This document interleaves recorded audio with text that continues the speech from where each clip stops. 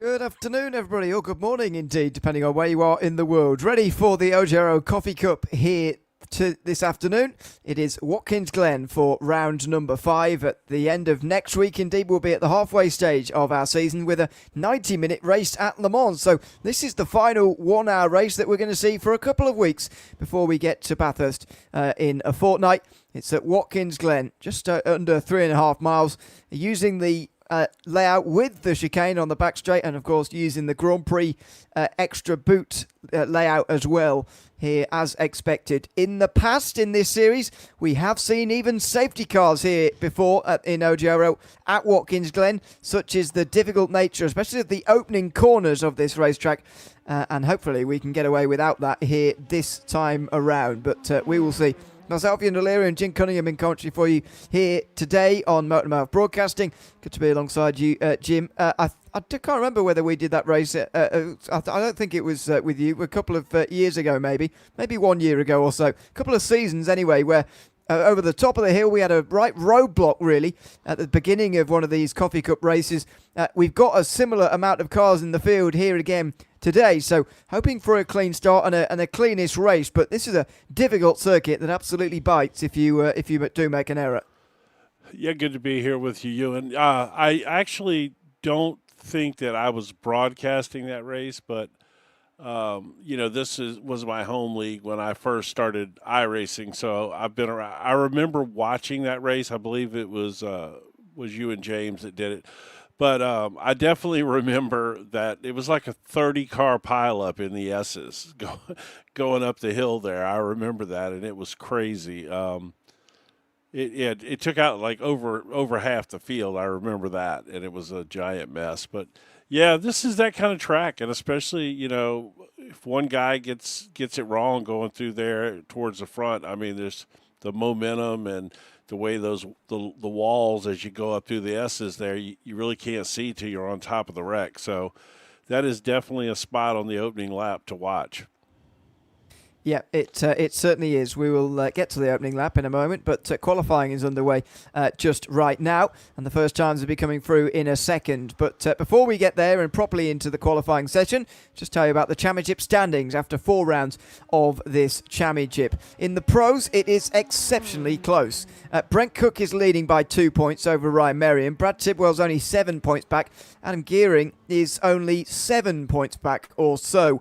All of whom are here today, I believe, in the session. David Van Roy as well is running at the top 5 and indeed is here too. So 17 points covering those top 5 drivers. Then next up you get to Sebastian Fack with Michael Dion, who unfortunately isn't here today, and that's going to start to hurt him in the championship now because he wasn't here for race 4 either when we went to Daytona just not long after the new year, not long before the real life and indeed the iRacing Daytona 24s. So unfortunately Dion is going to slip back in the championship now.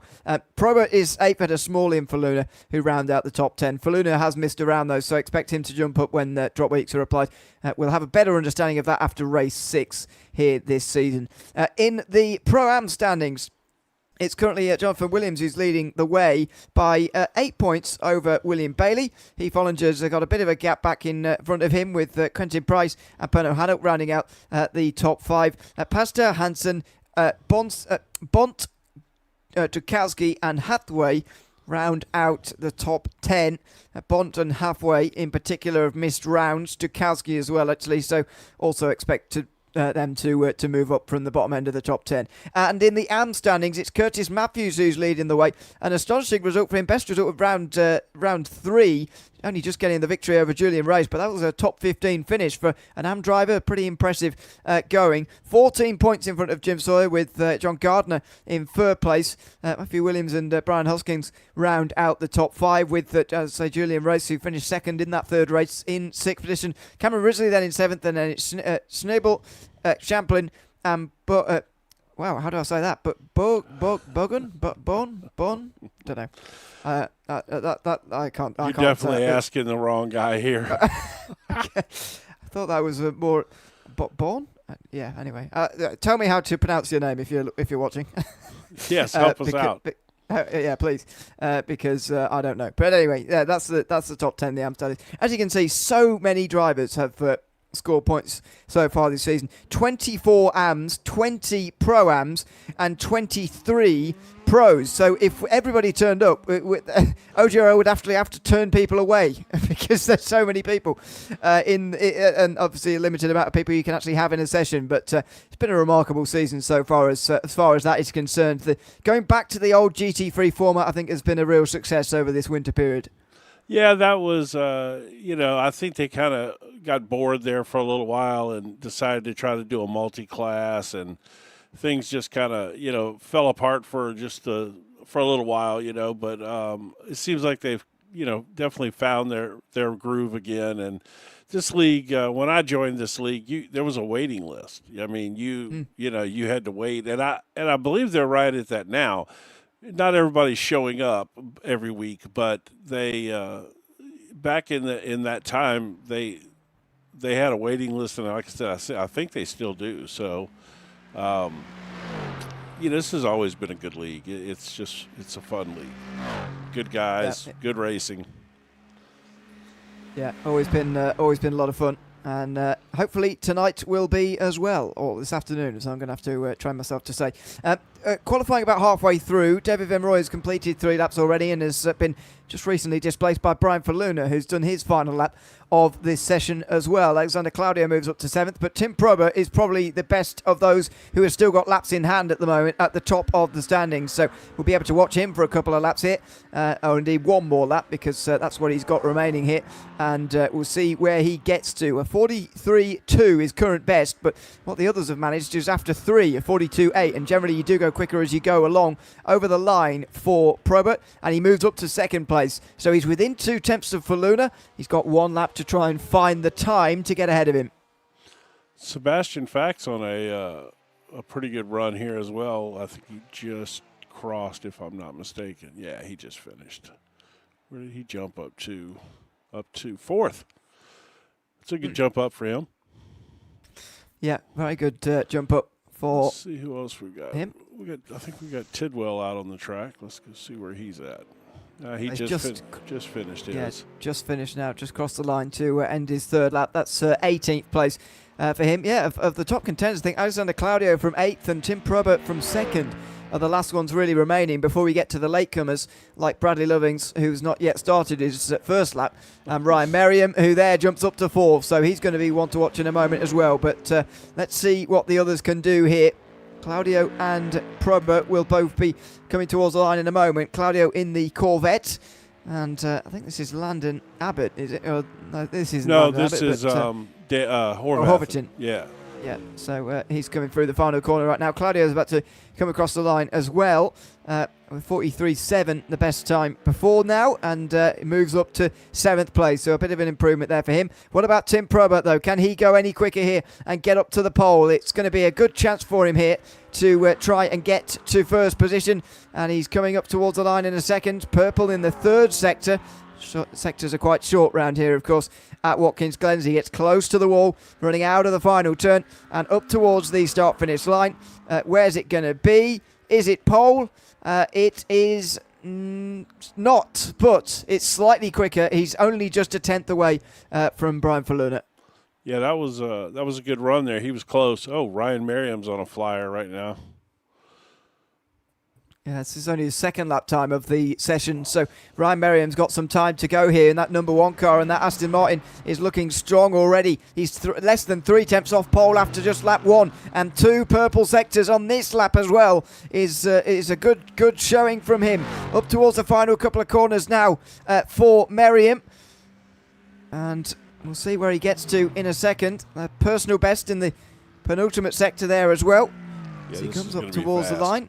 What's this time going to be? It looks like pole, to be honest, and it is. It's going to be pole. He's setting a time now that the others have got to try and beat, 42.6. The others aren't complete in the session. So, for example, Aaron Gearing is not done yet, and we haven't seen Bradley Lovings complete a lap, although he's about to cross the line right now to complete his 1st lap time of the session in that Audi. Where's he going to get us? Nowhere near. So, yeah, Merriam, I think, is putting this out of sight for everybody now. Yeah, that was a really quick lap there, and I'm curious to see what he's going to do on the 2nd one. So far, his 1st sector was no improvement, but yeah, I'll be curious to see how he shakes out. He was really going there. Let's see what Lovings has got here. Well, yeah. I don't think before he ends up. Oh, there goes Merriam with the purple sector in sector 2. I was going to say, before Lovings gets to the line, Merriam and Gearing are going to get to the line here with their final times, by the way. So Lovings has still got 2 in hand, and we'll be able to watch his final lap pretty much in its entirety, because I think he'll be the last one out there. But Aaron Gearing and Ryan Merriam are going to be ending their sessions right here. What's the fourth sector doing here for Gearing? It's no better. I think he'll be able to improve a little bit, and he'll probably get to the top 5, because Fak is only 0.008 of a second in front of him. But he's still got to do the improvement here. Oh. He's got to make sure he doesn't hit the wall at the final turn as well. That camera angle makes it look closer than it is. Out of the final turn, and it's going to be, I think, 5th place. It's going to be very close. Can he get there? No, so it stays where it is. Ryan Merriam, meantime, comes up towards the line, putting this out of sight for the rest of this field. Ryan Merriam is going to take pole here for this race. Not sure he's improved. Oh, he has improved. Wow, he has improved again. More than 0.4 of a second quicker than the field. Yeah, he went. That's over 0.2 quicker than his previous lap. So yeah, let's see now. Where's Bradley at? Let's go find him. Yeah, that's Lovings is just finishing his first lap. I mean, that's second. Oh, that was his second lap. Sorry. Yeah, he's going to need to pick it up a little bit there. That's not the best qualifying run for him. And I always thought he got around this place pretty good, if I remember right. Yeah, I think, but sometimes, every now and again, he does have trouble in qualifying. I don't know what it is, because whenever and we start to wonder, well, is this a circuit that Brad's not particularly enjoying or whatever, and then he gains 20 places in the race, and you think, well, if he'd have qualified a bit better, he would have had a chance at a proper result. But anyway, he's got to perform on this last lap here, because I'd say this has happened before, and he cannot afford to start down in 30th, especially at this place. It's actually a bit of a point of danger, actually, starting so far back. Right.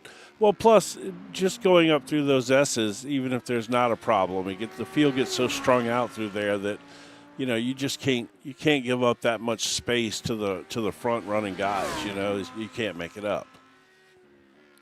Yeah. Well, yeah. After lap 1, he could be 10, 15 seconds off the lead already. Oh, yeah, easy. Yeah, the way this place stretches out, going up through the S's and then through the bus stop chicane, by the time you get through there, this field is stretched out so much, because you just can't run through hardly any of that side by side. So it's just one of those tracks that it's almost like a single file track there early on. That is a cool camera angle right there, I have to say. Right next to the wall for Bradley Lovings, who goes over the line there. That is an improvement, and he moves up to 24th, but that is it. So Lovings is on row 12 for this race. He only just gets the time in, by the way. He's timed this very, very well to give us something to watch. Oh, and he hits the wall. He really gave us something to watch there. He did. Didn't somebody do that, something similar in a Cup Series race about 15 years ago, 20 years ago? Have I misremembered that? Anyway, somehow he's doing a burnout while upside down, and he's creating a lot of smoke, but that's the end of the session. Maybe the smoke was fire. He's going to come out of there like Ricky Bobby in the Talladega Nights movie. All right, so we're into our warm-up session here. I tell you what, let's take a look at the track map around here and show everybody what this place looks like from the air. Yep, absolutely. So Watkins Glen, of course, as I mentioned, just under 3.5 miles round here. As we see from the air coming down into the circuit, we're in the state of New York, in the middle of nowhere, as most racetracks are. Coming in towards turn of 1, not the sticking point on this racetrack, which is a little bit unusual, but it is a 90-degree right-hander, which is a decent overtaking chance in open play, and certainly on the opening lap of the race as well for a dive down the inside if you want to make up some places. Then you get to the danger zone. Turns 2, 3 and 4 are exceptionally narrow, and very often in iRacing races especially, as it narrows over the top at turn 3, if somebody goes off the road, there's nowhere for everybody else to avoid, because the track is actually quite narrow and the walls are very close to the racing surface on the top of the hill there. Then you get the back straight, which is the run towards the bus stop chicane, added in the early 90s, and it's exceptionally fast for a chicane, that's for sure. One of the more exciting chicanes in the world of motorsport, I would say, and it spits you out into the outer loop, turn 5. A little bit off camber, especially at the end of the turn as you run out wide onto the Grand Prix circuit instead of taking that tighter line that they would in the NASCAR Cup Series, for example. Through turn 6 into the boot of this layout. Downhill, feels like the car's always running away from you there before you get towards turn 7, which is uphill. That feels like you can't quite get on the power as early as you think. You don't want to clip that inside curb either, which will just send you straight on through turn 7. Then towards turn 8, a bit of an underrated overtaking chance, I think. Downhill braking zone coming in towards the heel of the boot, and a bit of tarmac runoff on the outside of that corner. Not many places you can say that. Off camber turn 9, one of the most difficult corners on this racetrack, and one of the tightest as well. In fact, the tightest and the slowest on this racetrack, before the high speed and flowing nature of these turns return again through turns 10 and 11. Get you out onto the front straight. What this track map, of course, doesn't show you is just how close the wall is through turn 11 and just how close you have to get a good lap time around here at Watkins Glen. It's a wonderful circuit to drive, I feel, Jim. I think it gets the balance right, actually, between being a nice flowing circuit to drive and they're not particularly stop and start stuff, but there is also some overtaking chances around as well. Yeah, I would argue that that of American road courses, Watkins Glen is probably one of the best. Maybe a bit overused sometimes. We see it all the time in every series, it seems like. But there's a tremendous history here with this being an old street circuit from back in the 40s, right after World War II, if I'm not mistaken. And they ran Formula One races here back in the day, and it's just everything. NASCAR has run here. You got all the multi-class stuff that runs here. Just a fantastic circuit overall. I would argue one of my favorites.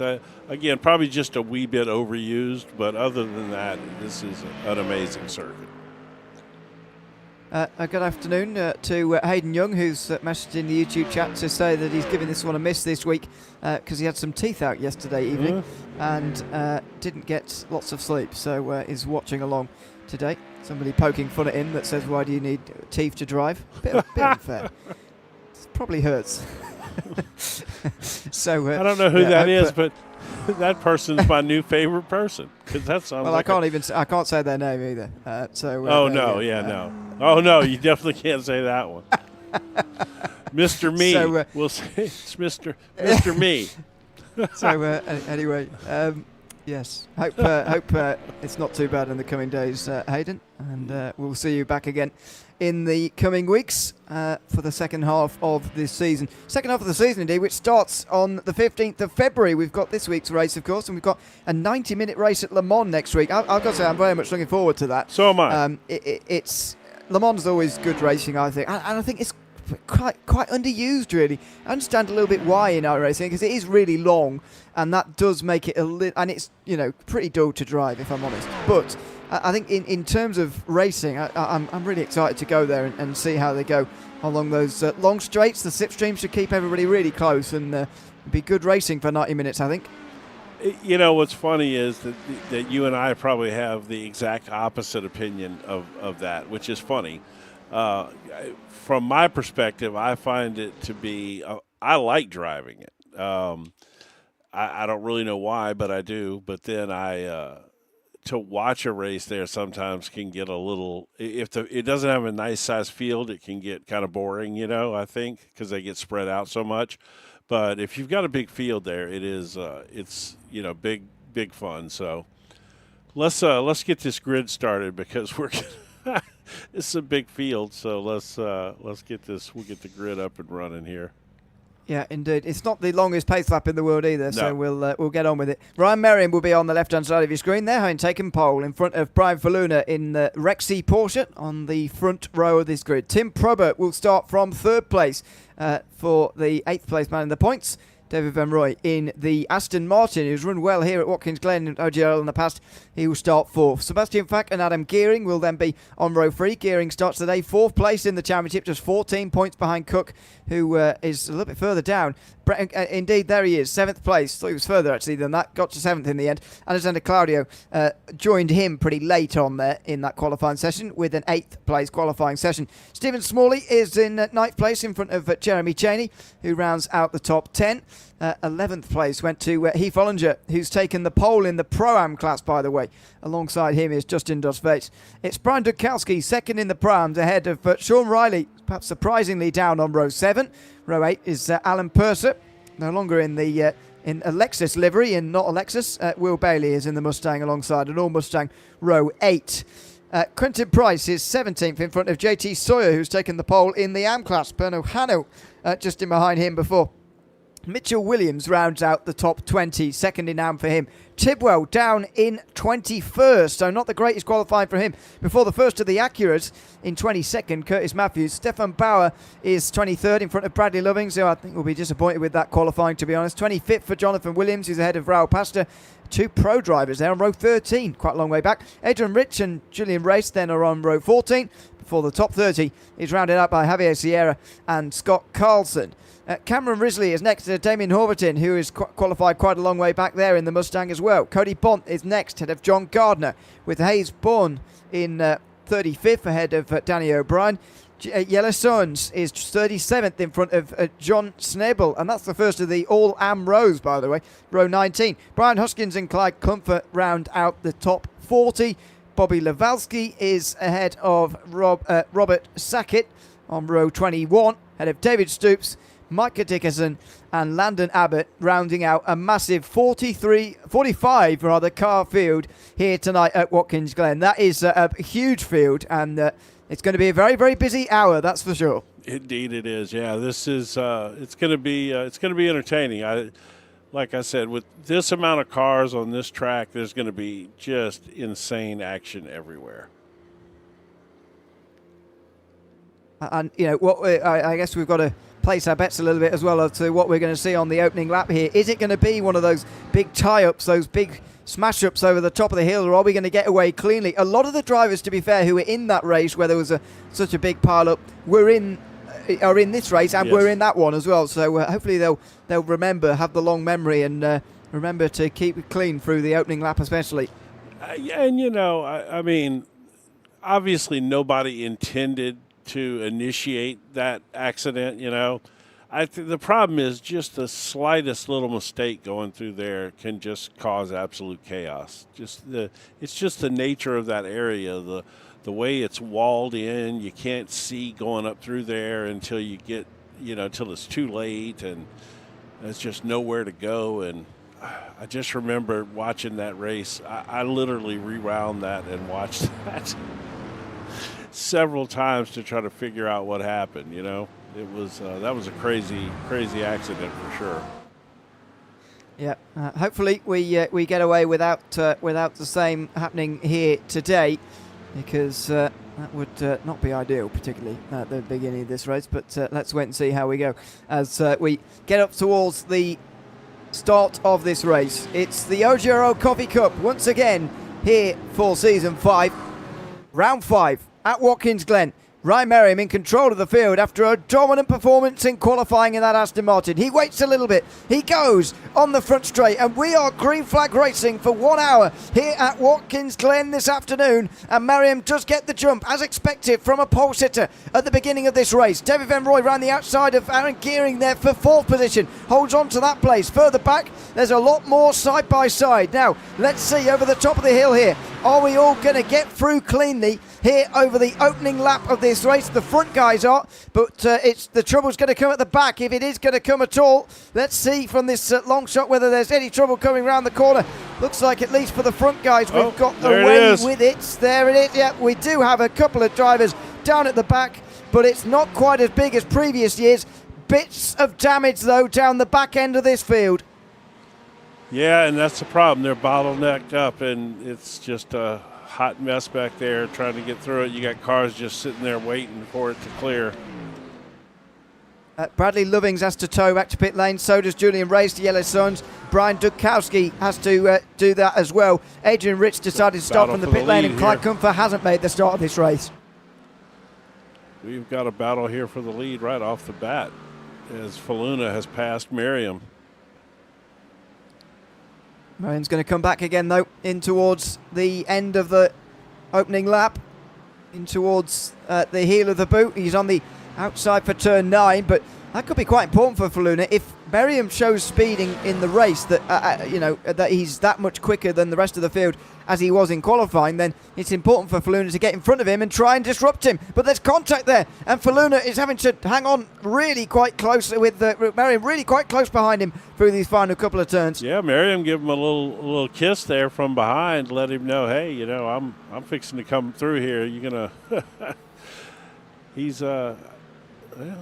he's putting up a good fight, but he didn't exactly shut the door on him this time around.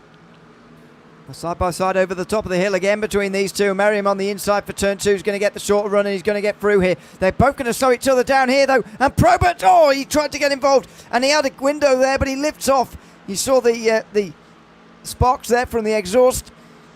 Probert lifted off, and he lets Faluna in again. So Merriam retakes the lead. He bounds over that curb on the bus stop, and he's in the lead again. So now, can they stay with him? Yeah, that tight line through the bus stop chicane there, to be fast through there, you've just got to be inches away from that wall, and you have to jump the curb going in to be fast through there. And the curbs at the bus stop can definitely upset some cars. We've seen a lot of cars come out of there and wrecking coming out of there from bouncing over the curb so hard. Yeah, it's really easy to do. And you see it time and time again. Sean Riley's already made up 3 places so far in this race. Top 13 are all pro drivers. So Riley's seen off a couple of pro-ams here, and he's down the inside of Jeremy Cheney, who's displaced from the top 10 for the first time in this race. So this is a good start from Sean Riley. The best place to the BMW. He's one of the very few BMWs in the field, and always strong in these races. Expected him to qualify a bit better, actually, but now he's into the top 10. Yeah, definitely a nice run. Stephen Bauer's having a nice run as well. Up 8 spots already. I imagine some of that was probably made up around that accident, getting through there clean or something. But this is a great start for him, up to 15th place already.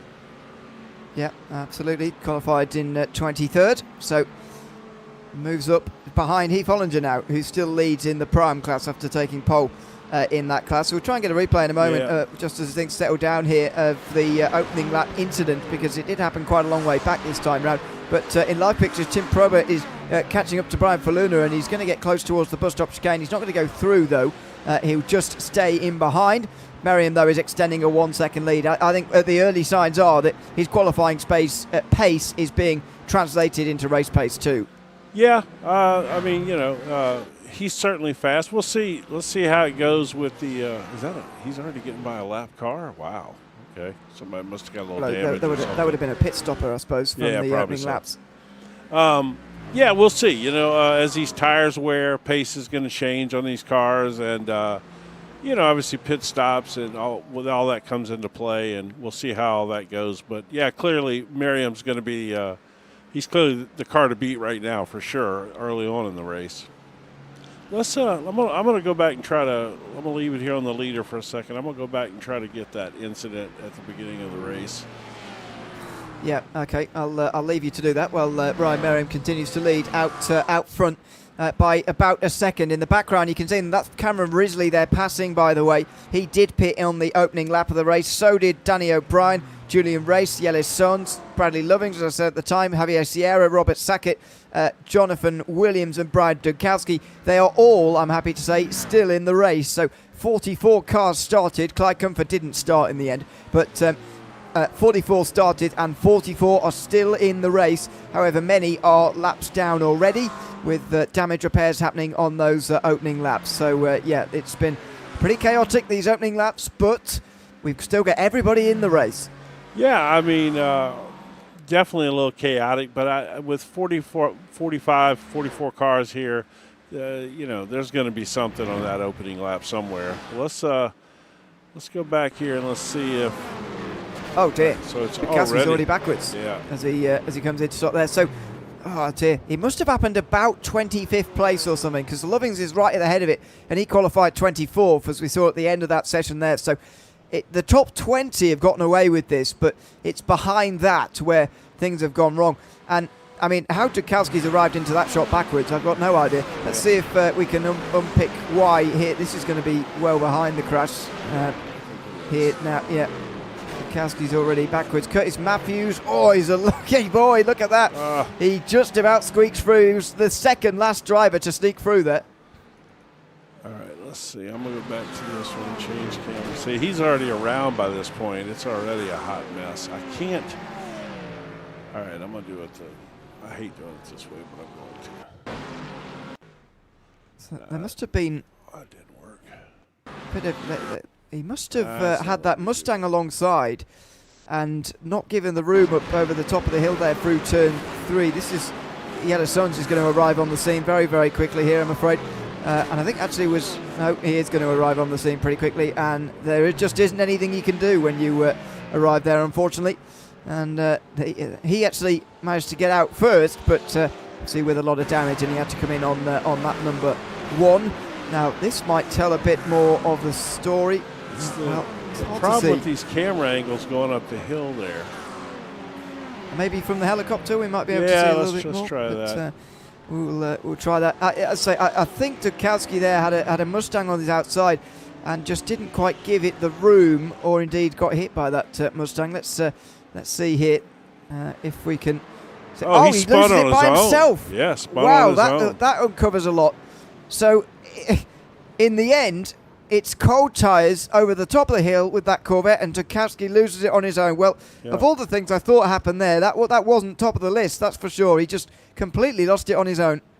Yeah, just got around on him. Cold tires going up that hill. All right, let's get back to some live action here and see what we got. We still got it looks like Probert got by Brian Faluna here. Yep. And Faluna is all the way down to 3rd place now. As a result, Aaron Gearing right behind, then David Van Rooy and Sebastian Fack, Brent Cook and Alexander Claudio all in this group. So Faluna led this race initially, but is he now starting to struggle as this race goes on a little bit? We'll see, but he's going to be under pressure for these next few laps from Gearing, and Merriam and Probert have left him behind. Yeah, I'm going to see. This is where Probert passed Faluna. Let's go back and get a look at that just to see that happening. So down the inside through turn 6. It's like a good pass. Oh, he had a little wiggle there. Yep. Little wiggle, yeah. So no incident, but Faluna's just lost that amount of time while we were away watching the replays. Yeah, well, I mean, and that was he got out on the curb there, caught a little wiggle. I don't think that's any indication of his pace. It's not necessarily like his pace is off. He just he was getting pressured there, and he just caught a little wiggle at the wrong time. Looks like we just had an incident with Mitchell Williams. Just real quick to see what that was. Oh, lost it on his own right there. Might go hit him. The power getting out of turn 9 there. Gets all the way around. Yeah. He spins around quite nicely, and he's back underway again at the end there. But that is a shame for Williams. But the difficulty of turn 9, I think turn 9's the hottest corner on this circuit by some distance, and he's off again through the bus stop here with Cody Bont. Yeah, with company here, it looks like. Yeah, let's see. Oh, that curb got him. Oh, right back out. Oh, man. That is so unfortunate. He was holding his brakes, too, but he just couldn't get it woed up enough there before he slid out in front of that Porsche. I'm not sure who that was in the Porsche, but I guess that was Bont. That was Cody Bont. Yeah. Oh, that's unfortunate for Cody, man. What a drag. Look at the damage he's got as well. Can barely turn right. Oh, yeah. No, Cody's tore up. Yeah. Mitchell Williams has actually got. Oh, he can't turn left either. Oh. Okay. Well, that's not much use. Cody, he's still trying to get back. Look at this. This is going to take a very long time. Yeah. Yeah, he's fighting it. This is, sometimes I wonder. I do this a lot. I try to limp my way back around. I end up wrecking 2 or 3 more times trying to get there. Sometimes I think it's probably just better to tow, you know. Yeah. Well, he's soldiering on, and Well, I'm going to jump carry forward on. here. Meantime, Faluna under more pressure from Gearing, who's got a better line there. Down the inside for turn 5. It's quite a narrow entry there, and so he can't get through there. But Faluna all of a sudden looks in trouble here, and Aaron Gearing now is right in behind him. I think Gearing would have got him there. He got, like I said, a good run out of the bus stop, but he caught a little front end push there as they got into that downhill sweeper there, and he had to kind of get out of it. But he definitely had a run at him right there. He had a small look to the inside, but there was nothing doing down the inside on that occasion, unfortunately. So Aaron Gearing stays 4th, then David Van Roy. Meantime, 2 Porsches here. It's Cheney and Smalley. Stephen Smalley is outside the top 10 after the start of this race. Cheney was passed by Riley earlier, but when that had happened, he then got back past Stephen Smalley. So he's back into the top 10 now, is Cheney. And 2 Porsches are going to continue on to fight. This is why I was not blaming Faluna's sudden drop in speed on the Porsche, because these two are not seeing any sort of noticeable difference, and Fak is doing okay in 6th place as well. Yeah, I mean, again, I don't know that, and I think the Porsches are probably going to be should be pretty strong around here, relatively speaking, the way this course is laid out. And the Porsches are coming out of Daytona, where the balance of power adjustment they made on them were pretty good. So I don't foresee that as the problem. Who knows? I mean, he could be just, trying to save a little fuel, save his tires for a little later in the race. I mean, there could be a lot of factors as to why he's slightly off the pace. I mean, he qualified 2nd, he's running 3rd. It's not, it's not a horrible situation for him. No, it's just the amount of time he's lost that surprised me, really, considering he was leading 10 minutes ago. Right. He's now 6 seconds off the lead nearly, so that's a big change. Change for the lead in Pro-Am, meantime, as Will Bailey gets past Heath Ollinger for 15th position overall. And look at there, the Mustang up a place finally in this race, and Heath Ollinger has kept going backwards. Admittedly, most of those were to pro drivers who would be expected to get past Ollinger anyway, but this is not an expected overtake. This is a Pro-Am lead change, and Bailey now is at the front after nearly 15 minutes. Yeah, that's I'm actually going to try to jump back and get a look at that pass if we can, since we didn't catch it live. That bit of traffic, by the way, doesn't seem to have been involved. They're only getting in, trying to pass the Porsche now, which runs wide. Who is that? It's Cody Bont, who's just fresh out the pit lane after his trouble earlier on, and Ollinger follows through as well. Then Quentin Price, who's next in line in the next Porsche, so he's not far away either. All right, here's a look at that pass. Wow, there must have been a little wiggle or something there, because he was pretty far back. That's pretty wide from Ollinger. That's what it was, just ran a little wide there. Well, it's so easy to do here, man. The way with these downhill, you carry a little too much speed in one of these downhill turns, and it just shoves you out there wide. This one right here is my killer. This turn here absolutely destroys me. I just can't get it right. It's pretty difficult on the right-hander.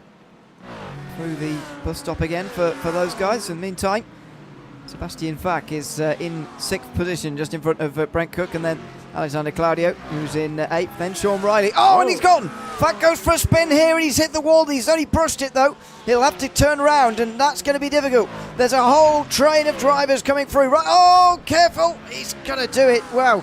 That was a small gap, and he's done that quite skillfully, in fact, to get turned back round again. He is going to drop to 20th.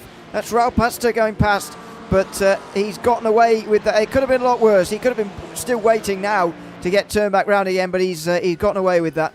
His wheel looks pretty straight. He didn't look like he tore it up too bad. That's good. All right. And he brushed the wall. Yeah, so that was that's unfortunate right there. That's just as we've heard many times before, that's a Porsche doing Porsche things.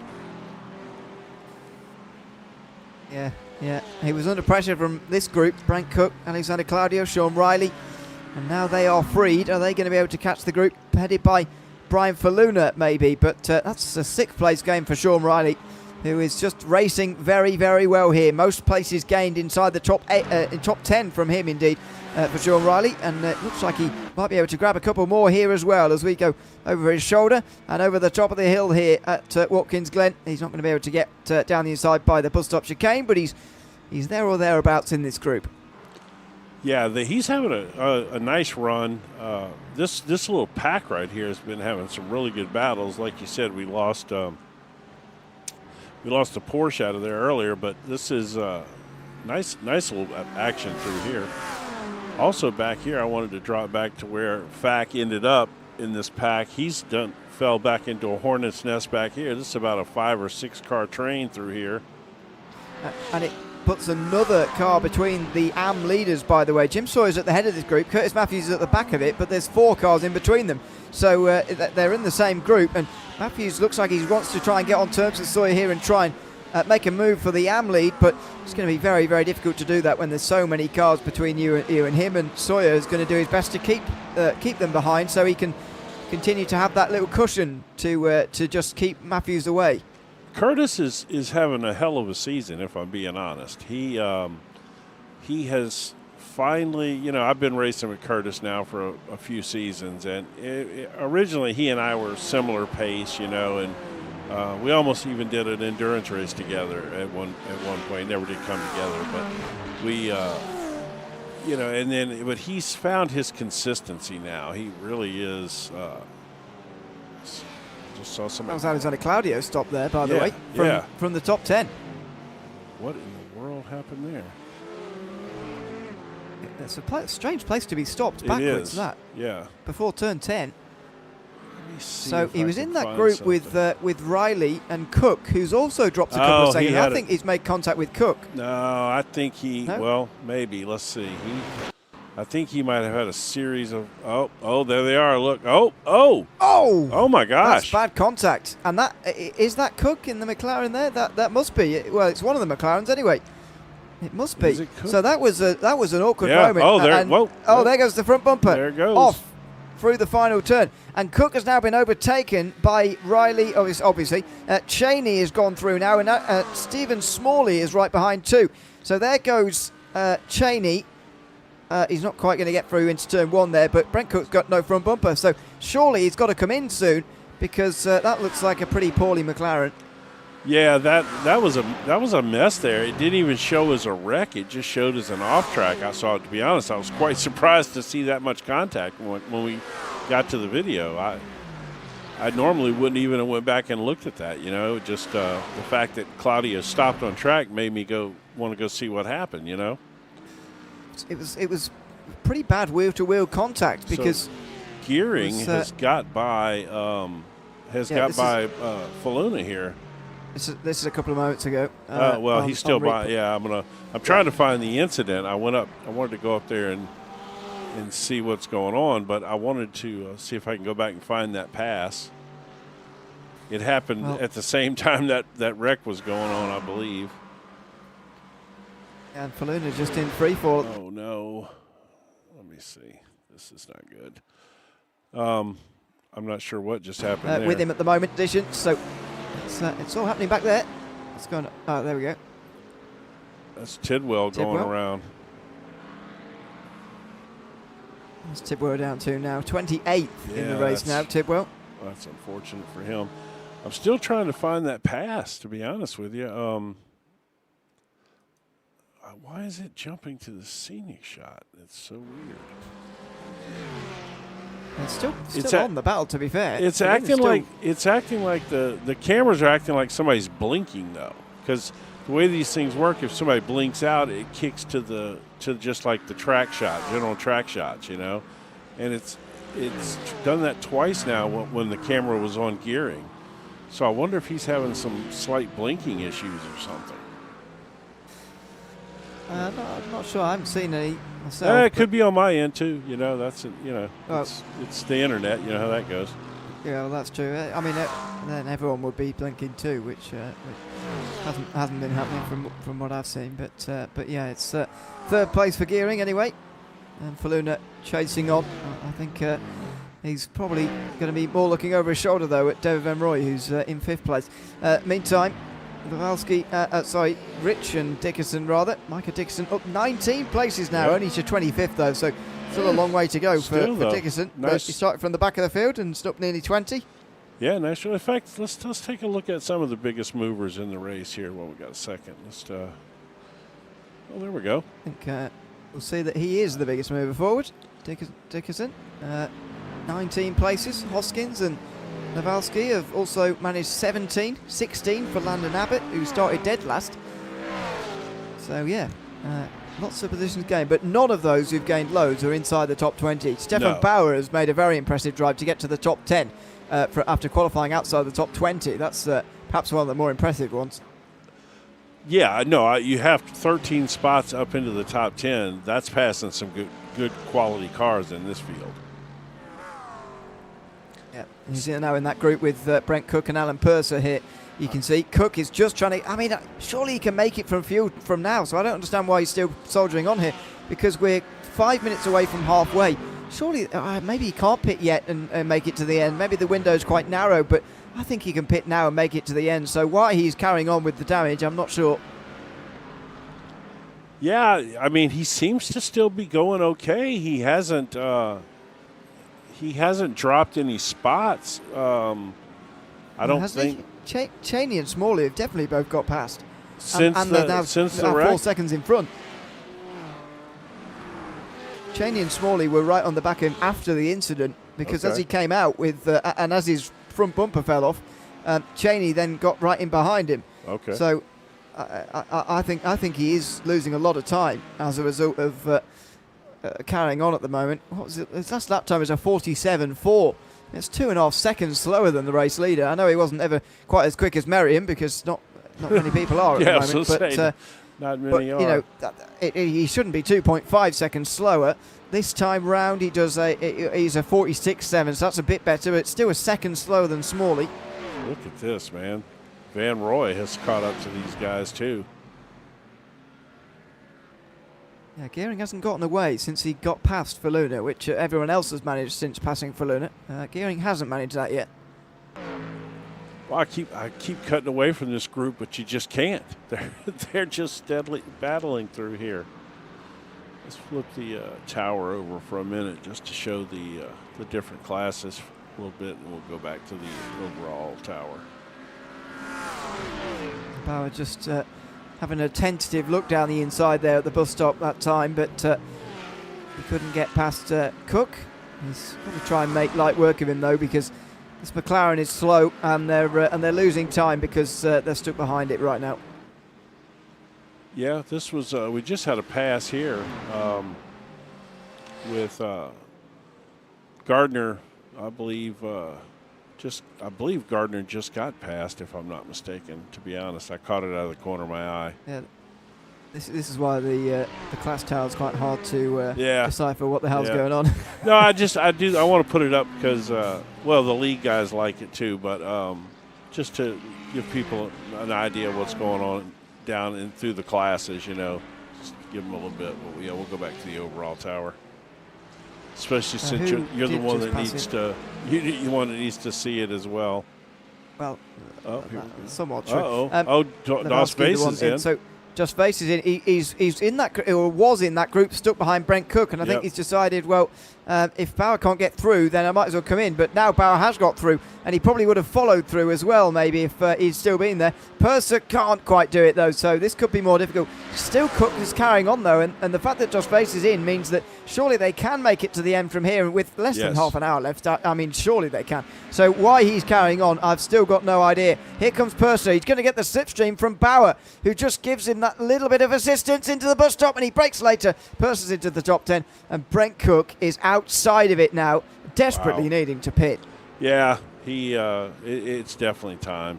I'll tell you what I'm going to do. I'm going to throw up this little pit stop window down across the bottom of the screen here, so that as your favorite driver or any of the other drivers you're interested in comes into pit, we'll we'll see who's pitting and what their pit time is, so to kind of give you an idea of who's in and out of pit road, because we're fixing to see a lot of action, I think, on pit road here in the next lap or two.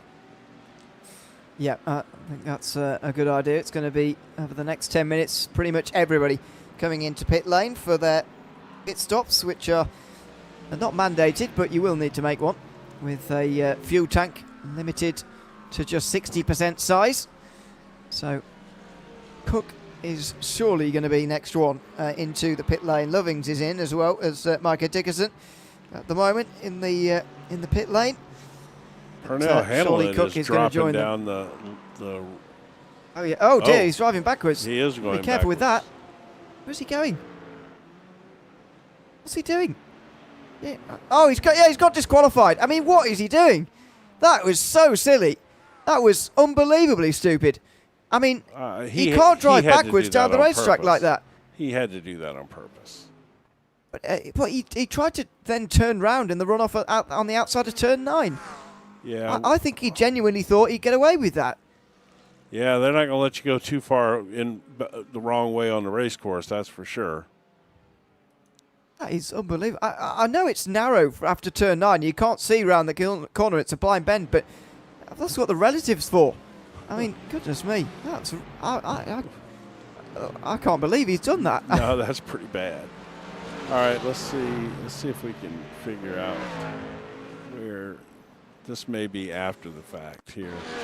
That's exactly where it happened. Okay, so. But why does he think this is a good idea? Oh my word! I mean, he's still using the relatives to know that it's safe to cross the road there, but then he tries to turn around there, but he gets disqualified. I mean. Yeah, if I'm being honest, he probably deserved to be disqualified for that. Oh, Faluna. Oh, no. Faluna, while we were on replay there through turn 9 as well, goes off. So he was right behind Gearing. He hadn't let him go. David Van Roy was right in there as well. And Faluna might come in here, cut his losses. Let's see. But what happened? He tries to get to the inside of Gearing. He brakes late. He didn't hit the apex there. And for me, I don't think Gearing did anything wrong. I think Faluna misjudged that move on the inside of turn 9. Let's see that one from the chopper if we can. Watch the apex. He's nowhere near it. Yeah, he didn't. Yeah, he pushed. The car pushed up off the apex on him there, and he kind of got. I think he kind of started to get into the side of Gearing and then turned the car hard to try to keep it off of him, and that's when he spun. He's lucky David Van Roy didn't hit him there, to be honest. Yeah, Van Roy did a good job to slow down and get around him there, but Faluna's in big trouble now. There's traffic in front. He's passing behind his Cheney in the purple and white. And is that purple? Yeah, purplish, yeah. Purplish. And then Smalley is just about a second behind as well. So I'm surprised Faluna didn't come in there because, he'll have had warm tyres. Better, I think, to just come in, cut your losses and get back out again. Cook, by the way, has come in now. So finally he's taken his fast repair. But he's only just in front of the Pro-Am leader. That's how far he's fallen. Yeah. Well, I'll tell you what. We have got some pretty big names that have dropped down the list here a little bit. And Cheney is... Cheney is all over Faluna here, pretty strong. He is, and as I say, he'll have warm tyres after spinning that turn 9. Sure. So I say he should have cut his losses and come in. I get why he wouldn't, because it is pretty dangerous when there's a driver behind you who hasn't been behind you for very long. They might not recognise you coming into pit lane, and they could hit you, and that could compound the problem. But he's carrying on here. And he's done well to deal with the warm tyres, actually, because I think of all the manufacturers, the Porsche is the one to really worry about when it's got warm tyres. It's very easy to get that car really loose around here, especially. So he's coping with it quite well, but whether he would have been better not even trying to cope with it remains to be seen. David Van Roy and Aaron Gearing have got traffic here. They're going to get past one, but not the other, into the bus stop chicane, and this is where things get difficult now for Gearing. Yeah, Van Roy's got a nice run through here, too. Oh, he had to get on the brakes because the two cars split apart there, and he had nowhere to go. Van Roy had a hell of a run coming out of the bus stop there. He was going to go by both of them if they'd have stayed behind each other. Yeah. Oh, Faluna Now Faluna's dropped again. Oh, no. Now, is that another spin with contact, or is that on his own? Because if that's on his own, then Faluna has really brought that upon himself by not letting the tyres cool throughout a pit stop in the last couple of moments. Well, and this is an like uncharacteristic race now from Brian Faluna, who drops behind the AM leader and the Pro-Am leader. It looks like he had a series of incidents here. Let's see what happened. It's Oh, is it contact maybe with Cheney just in behind, I think, through the bus stop? Nope. Oh, he's a bit too fast through the first bit, spins through the second, he slides, and now he's got a job to do. He's got to turn around here somehow. Luckily, he can actually see, which is an advantage. Now he'll get... Oh, he should have turned the traction control off there, and now he's in a really awkward place. He's got to try and reverse without getting on the racing line. Oh, my word. Get going. Here we go. And he's underway again, but he's dropped a lot of positions now. Yeah, that's... and, you know, it's funny you say that he should have turned the traction control off. It's funny how many people don't have a button mapped on their steering wheel to do that. You know, it amazes me that people don't have a button for that, you know, because it's so, oh, where's Curtis going? Whoa. Wow. Curtis, I'm surprised he didn't get a slowdown for that. He took so much curve there. He did take a lot. You know, so many people do not have a button mapped for that. It just, I don't get it, you know. Through the bus stop, side by side. Purser going to get in front of Bauer as the Corvette stop there, all slow at least. The only thing I would say to that is that the problem I used to have actually was a lack of amount of buttons on the wheel to get everything assigned. So I only had, other than the buttons for actually doing stuff like that, I only had 8 buttons maybe, and obviously the main 4 used for things like headlights and wipers and things like that. All of a sudden, if you've got a wheel that's quite basic and quite low on buttons, then you might actually not have enough for a traction control setting to go up and down like that. But it would be very useful to have if you were able to, because as you say, for that moment there, you can just get it spun back round, and that would have saved him a bit of time there. Yeah, and danger just in general. You know, you don't have to, you don't have to put yourself, back on the racing line like that. Because the thing is, he's lucky. Everybody got through there clean, so nobody got near him. But if somebody catches one of those curbs wrong when he's halfway on the track like that, it's just they're gonna plow right into him, and then that's race over. Although, considering where he was and where he's at now, it's practically race over already, as we're seeing a lot of action here on pit road now.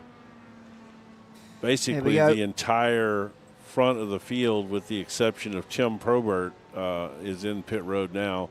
In fact, Probert will be the only one in the top. Well, the whole field. The whole field, yeah. He's last one to pit. The whole field. Gearing is only just going to be behind Van Roy, so there's a change there. David Van Roy is up to second place. Pending Tim Probert's stop, so it might be third, but Aaron Gearing is behind Van Roy. I'm pretty sure they were the other way around before. Yes. Van Roy, though, hasn't got a very good run onto the back straight, obviously, because he's coming out the pit lane, and he's right behind one of the Corvettes as well. Has Gearing got enough to overpower him here on the way towards the bus stop, or is he going to have to make the overtake a little bit later in open play? It looks like he's going to have to do it properly, and Van Roy has jumped him here. Yeah, sure has, and that was... I'm just looking here. That was basically the difference there, was the time on and off pit road. Not the actual time spent in the pit box, but the time on and off pit road. Van Roy was about a little over half a second faster. And that's obviously clearly what got him out here in front. To be fair, his stop was 9/10 quicker as well, so that will help. But it was not. Okay, yeah, you're right. It was. I honestly thought that was an 02 and an 03, but yeah, you're correct. It was. It was.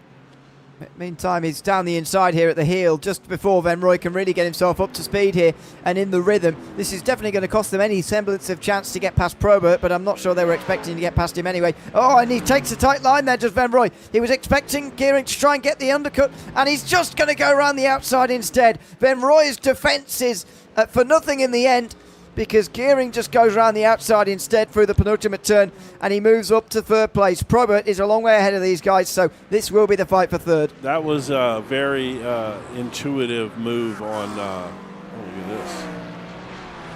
this. That was a very intuitive move on Gearing's part there. He saw that Van Roy was about to run a more defensive line there, and he just stayed on the hammer and drove it around the outside of him. That was nice. That was very good indeed. And meantime, Raul Pastor in the slipstream of Curtis Matthews now as well on the run down in towards turn number 1. Can he maybe get down the inside here? Yes, but tentatively. And queuing up next is Jim Sawyer, who's the leader in the AM class at the moment. So he wants to try and get away as well, or try and get close to Curtis Matthews rather, who has overtaken him in these last few moments. Side by side over the top of the hill. Pastor on the outside line having to avoid the wall. Matthews is going to get the place as a result. And here comes Sawyer on both of them. He's not going to be able to get past both of them in one go. He's just going to try and get past the driver not in their class. In fact, Pastor still down the inside, and there's contact with Matthews, who just bounces off, and Pastor goes wide. He goes through the grass. He'll have a slowdown. Horverton will get past him, but Sawyer is right caught up now to Matthews, who's leading now in the AM class. Yeah, I have to say there that Pasta was in the wrong place at the wrong time with Sawyer and Matthews battle for lead in class. Sawyer in the wall. Well, that certainly helped. That certainly helped Curtis there. Got Sawyer off of him a little bit. You got to wonder if Curtis potentially picked up any damage at all from that little body check he did with Pasta there going through the bus stop. I think he'll be okay. I think it was too heavy contact really, and he will be able to stay in the lead of the AM class. But the fact that Sawyer hit the wall out of turn 6 will certainly help here. There's only 15 minutes left to recover as well here. So, and that is whole. It's not long. There's a whole little pack of cars back here now that Pasta's all caught up in the middle of, and he's dropped back a few spots, and then he's got thrown into this hornet's nest back here. Yeah, well, indeed. Oh, Fak is back here actually after his spin earlier on. Horvathan is trying to make a move on Sawyer here. Sawyer's feeling a lot of pressure now, where he was right on Curtis's rear bumper a minute ago. Down the inside through turn 2 and over the top of the hill. Oh, did he hit the wall there? I think that's just the camera angle. No, it was on the inside line. And Horverton is surely going to get past Sawyer here. And Sawyer, who had many cars between himself and Matthews earlier to keep his lead, now Matthews going to have the same. Oh, and Sawyer's been tipped into a spin here. Is he going to find the wall of the bus stop? He did. He must have done. He must have hit the wall there, and Sawyer is going to drop from second place in the. Well, he's still going to be second in the AM class, but he's going to be a long way behind Matthews now. Oh my goodness! And look at this. Fucking Pastor. Both of who have had a little bit of trouble here. Well, Pastor just lets him have that.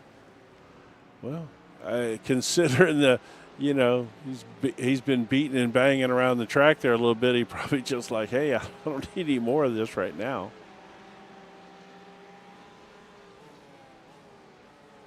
Yeah, wow, JT Sawyer, man, he is now just, let's see if he's got any damage going on here. No, seems to be good. I mean, it looks okay. Steering-wise, anyway. Looks fine as well.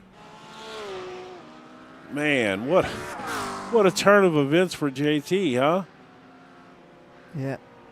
He was leading comfortably earlier. Now he's in second place pretty comfortably. And Curtis Matthews is starting to really strengthen his grip on this championship in the AM class. I know we're still in the first half of the season, but he's already championship leader by the biggest margin of any class leader this season. He's only extending that with a win here tonight. Yeah, he's having a heck of a season, man. I have to say, like I said, Curtis and I go back, a good ways, and I've seen the level of improvement that he's had. He's really made some good strides in his consistency more than anything else. You know, he was always, you know, pretty reasonably quick. You know, I mean, a little quicker than me, but his consistency's gotten so much better. Yeah, well, yeah, absolutely. He's able to finish out those races when he gets in first or second place in class, you know, and he's able to finish them. Before, you know, he would get up there and then some little mistake would happen and he would end up fourth, fifth, sixth, whatever, you know, and now he's able to bring it home.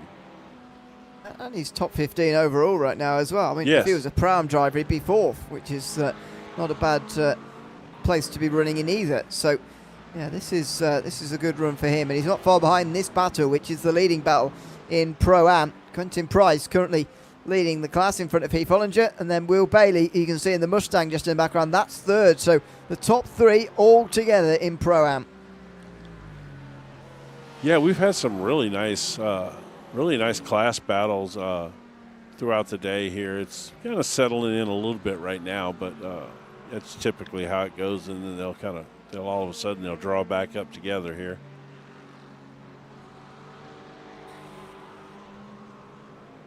Let's see what happens on the back straight for Ollinger. The McLaren always faster in a straight line than the Porsche, but from this distance back, he's not going to be able to get through. Only 13 minutes remaining as well, so not long for Ollinger to work on this. But see whether he can do it. He's just lurking in the background of that Porsche at the moment, trying to get his way past, and very much looking forward to seeing whether he can manage it here. It's going to be interesting. And again, Quentin Price he's going to have big pressure for these final 12 and a half minutes. Yeah, Ollinger's just staying right there with him. It's another nice little battle right up in front of them right here. This is Bauer and Cook, of course, after Cook got his front end repaired and all. He's regaining some of the places he lost when he didn't have it. So he's now on the back of Bauer, and Fack has now got a black flag next to his name. What? So I wonder whether he's hit the instant limit maybe. He's already been in the walls here today, and he's side by side with Pastor again, and if they've been having 4x car contact sort of things going on there, then he very well might have hit the instant limit. Yeah, I mean, you don't typically see that many incident limit situations here at Watkins Glen. You know, it's not a horrible track for off tracks and things, but I can't think of what else it would possibly be other than an incident limit. Yeah, exactly. And you know, if to be fair, if you're bumping other people even just slightly, then you'd be surprised how quickly you can get there. Oh no, I wouldn't be surprised at all. Trust me, I know. I'm well aware. Been there before. All the time.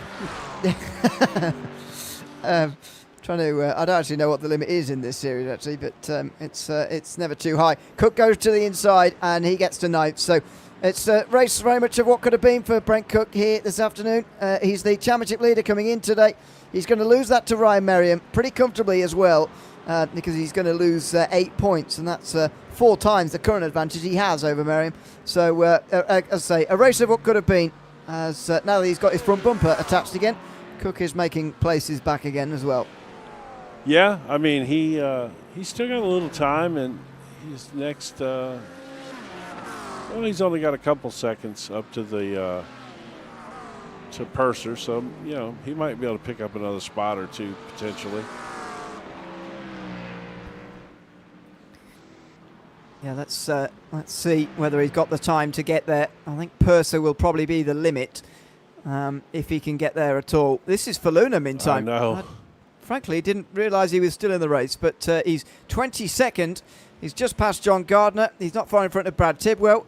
He's just soldiering on for points, and because he missed a round, he doesn't have a drop to fall back on. So every point counts here for Faluna, as many as he can get in these last 10 minutes. Yeah, this has been a brutal race for him and his championship hopes. He, like you caught it earlier than I did. I didn't really see that he was that off the pace, but you know you picked up on it, and it just kind of compounded itself as the race went on, and then you know when when you're pressing hard, trying to keep the pace up, and you make mistakes like what ended up happening.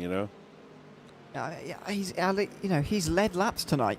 I know, or one or two. Not many, but he has led. I mean, so yeah, he was strong at the beginning of the race.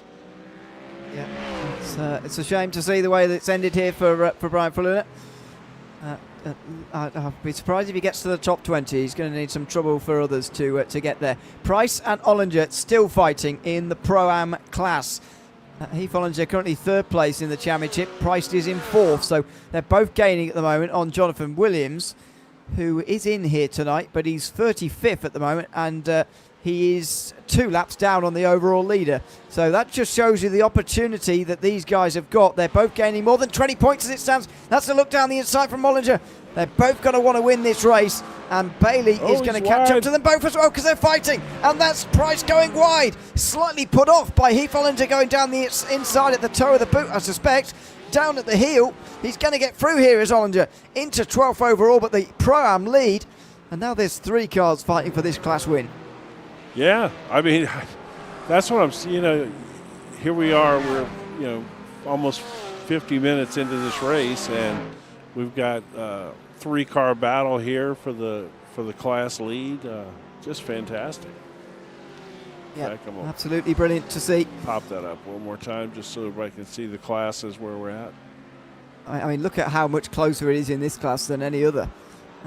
Matthews leads by 15 seconds in AM and Merriam by 12 in Pro and overall in this race. This is by far the best race for a class win that we're going to see here this afternoon. Absolutely. Yeah, this is good quality stuff right here. This is all you could ask for, a 3-car battle for the lead in class. Yeah, indeed. Down the straight, where's Bailey going to get to here? He's not far behind that Porsche. If he wants to win this race, he's got to remember that 2 overtakes are going to have to be made here in just the last 7 minutes. And the reason why that's important to remember is because you've got to remember passing second place will cost you time to first. And that will just extend the amount of time it takes for you to get to the back of Ollinger. And to be fair, it looks like Ollinger has a bit more speed than Price right now. So the urgency for Bailey is even more paramount now. He's got to try and get past Price as quickly as possible if he wants to win this race. Yeah, it looks like Heath Ollinger is starting to pull away here a little bit. Yeah, exactly. And now he's got traffic now too. Yep. So that's even going to be more cars to pass. So that was, who was that there? That was Robert Sackett in the Corvette. There's a lot of Corvettes, by the way, down the back end of the field here. Well, I'll tell you what, did you see that right there? They both snuck by. I thought Bailey was going to make a run there for a second, but yeah, nearly got into the back of the driver in front. It's not anybody on the same lap as these guys next in line. It is Landon Abbott and Cody Bont, though, who are next. Bont trying to get past Abbott there as he had that incident earlier. Abbott started from the back, so they're sort of on different trajectories at the moment. But Ollinger, if he could get through these two quite efficiently, then he could really distance the others. But they're side by side in front of him. Oh, and he backs out of it in the end. He backs out of it there, does Abbott. And Bont goes through. So does Ollinger. And now if Ollinger can get past Cody Bont as well, this is a big gap now that he's going to have in the Pro-Am lead. Yeah, he's jumped that right up fast. I mean, that went up to a second instantly there, and now he's, like you said, he's clearing Bont here on the straightaway leading into the bus stop.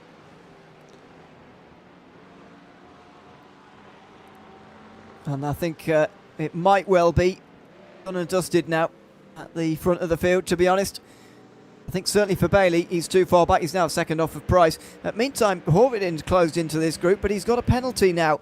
So he will have to drive through the pit lane as well. Again, imagining it's for the incident limit. It's just, I don't know. I find that so strange here. I don't ever think of this place as an incident limit track. But, I mean, like you said, the little small contact, just bumping bumpers can give you a 4X sometimes, Yeah, exactly, yeah. Which, if I'm being honest, sometimes I think that's a bit unfair, Yeah. I would rather take a damage toll on your car or whatever because, a little fender rubbing or whatever, you know, I don't know that should disqualify you necessarily, or get you. I just don't necessarily think that's handled the best way in iRacing, if I'm being honest. But that's another story. It's designed to encourage you to be very, very careful. To be honest. There he goes. And Horvatin comes in indeed Well, to serve that. That's a penalty. long So ride. it probably is a long way through pit lane. He'll probably be behind Pastor and Sawyer, if I were to guess. Drop him to 18th position. I think he will stay in front of Fact though, who has had a black flag of his own in this race. See Sawyer and the McLaren come through in a second here, and see. Oh, maybe not even. Maybe Sawyer won't even get past him. There he is in the McLaren there. And it is going to be very close here for 17th place. But Sawyer's just going to slip through. So, Fact's quite a long way behind. But Sawyer is in front. And Horvatin down to 18th with his drive through. So, what? 3 places lost only through that. So, who is that green and white and blue Corvette there? It's obviously a lap down car, right? Yeah. Yeah, it looks... that's a good-looking car. A lot of... It looks like Degkowski, doesn't it? The one who spun around on the opening lap. I think so. Oh, it is Degkowski. I have to say, that's a good-looking car. I like that. That's the kind of car you can see on the racetrack. There's somebody we hadn't talked about. Everybody else saw it pointing the wrong way around. Well, that's on true. lap 1. That's true. I mean, that was definitely an unfortunate situation there, And God, you hate to be the person that does that too. There's like no worse feeling in the world than to do that. I can empathize with him on that. This is turning into a decent little battle right here. Yeah, this is Yellow Sons and Javier Sierra for 30th position in this race. Less than 3 minutes to go in this race. And in towards the final turn. That Corvette just in front are going to go wide, and that's Abbott who's been slowed by that Corvette there. So he's on the defensive now, and 2 pro drivers are going to be trying to come past here in the next couple of... one AM driver, sorry, and one pro. Sons on the outside, Yellow Sons, and Abbott's on the middle now. 3 wide. Sierra there is going to try and get both of them, and he does. That's a very good bit of driving from Sierra. Abbott didn't want any part of that. No. He backed out of it completely. And Yellow Sons is going to try and get that place back again. These two are fighting hard on the way towards the bus stop chicane. Oh, this is Price and Bailey. They've come back together. I thought that they were far enough apart that we weren't going to see them two together again. And they're actually kind of closing back up on Ollinger a little bit. Oh, let's see. Let's drop back here 1 car. Look at this. This is Sawyer and Horvathen. So he's dropped back to 18th now behind Sawyer. And meanwhile, he's going to drive down the inside and get through. Sean Riley, meantime, from 5th has got the drive through now. In the last 90 seconds of this race, he's gone over the incident limit. Oh, he's got to get that done, too, or he's going to cost him 40 seconds. Well, this isn't the last lap he's going on to now. So, he's got to do it next time round. Yeah. Otherwise, it's going to cost him 40 seconds, which, by the way, would drop him all the way down to, blimey, probably to Horvatin, actually. No, just in front of Horvatin, actually. So, he'd be about 16th, but even so. Oof. Yeah, but I wonder how much time he would lose if he actually drove through pit road, though. Oh, less than that. You would think, 40 seconds. Probably closer to 20, which would get him out around, just in front of Heath Ollinger. So he'd stay with that front grouping of pros in the top 11 if he were to drive through pit lane, which, as you say, he's absolutely got to do here. Oh, Hoskins is missing his front bumper now, and he's going to limp home at the end of this race. He is indeed with his Batman. That's actually a cool Batman livery on that car. I like that. Well, it was cooler when it had a front end on it. But well, yeah, I was going to say. Let's see. Schnabel's in a battle here as well. Yeah, down to battle for 26th between Micah Dickinson and John Schnabel. Oh. Up 11 places so far. Tidwell's into the pit lane late on here. Meantime, what that's all about. Yeah. Well, Hoskins comes in as well, and we can understand what that's all about. But to be fair, it's nearly the last lap, so I would have carried on if I'm honest. But there you go. All right. Well, let's see. Where's our leader at here? That's go through It'll be the final lap. He only just got this lap on the way, by the way. Yeah, barely. He just got round in time. I didn't realise how close it was, but white flag for Merriam. Had anybody else been leading the race, this race would have been one lap shorter, but Merriam is going to force on a 32nd lap, and that's a relief for Sean Riley because he can come in and serve his penalty. I think he will be behind Dos Veis here, but let's just wait and see on this last lap. Is he going to be 11th or even maybe further back than that as he drops down through the pit lane? His pit lane's longer than I thought. That's unfortunate for him, though, man. What a good run he had in that BMW, you know? And he's just steady dropping back those places. Oh my gosh. He retired. He's no, just retired, did he?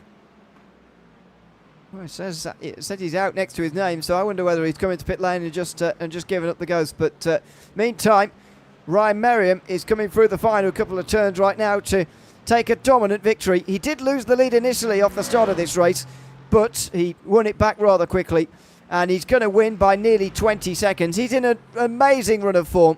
A race victory at the second round of the championship at Road America to end 2025. He's going to get his first win of 2026 here at Watkins Glen tonight, and 4 top 2 finishes in a row for Ryan Merriam. He wins at Watkins Glen by nearly 20 seconds. Yeah, that's he's in good form, and that's on top of a car change. Because he switched over from the Porsche to the Aston Martin this season. Yeah, traditionally Porsche driver from seasons gone past. This is still Gearing, hard for just me. getting to third. It's still hard for me not to say Porsche when I talk about him. Oh, that was. Roy just hitting the wall there at the final corner, but he finishes in fourth place. A little bit further down, Heath Ollinger is holding 2.5 seconds over Quentin Price and Will Bailey, who are fighting over the second position in the Prime class. I don't think Bailey's going to have time to get past here, but he's going to give it a go into turn 9. Seems a bit of damage to the rear end of the Porsche. I wonder who might have inflicted that. Not entirely sure. But Ollinger's going to take the victory, that is for sure. 11th place overall, and a nice win to end the day here for Ollinger.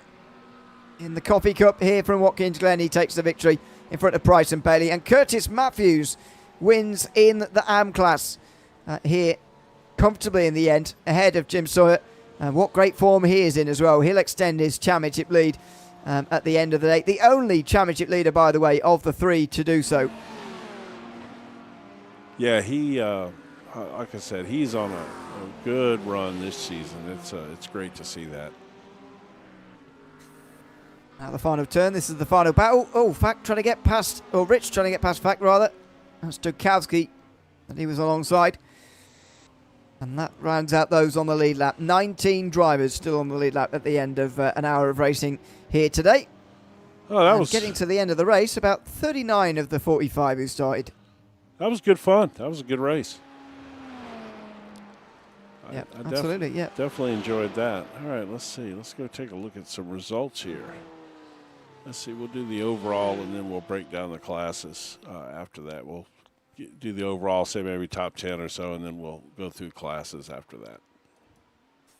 Well, the top 10 overall indeed will be the top 10 in Pro as well. So there you go. It's Ryan Merriam, wins ahead of Tim Probert by 19.5 seconds, the gap at the line there.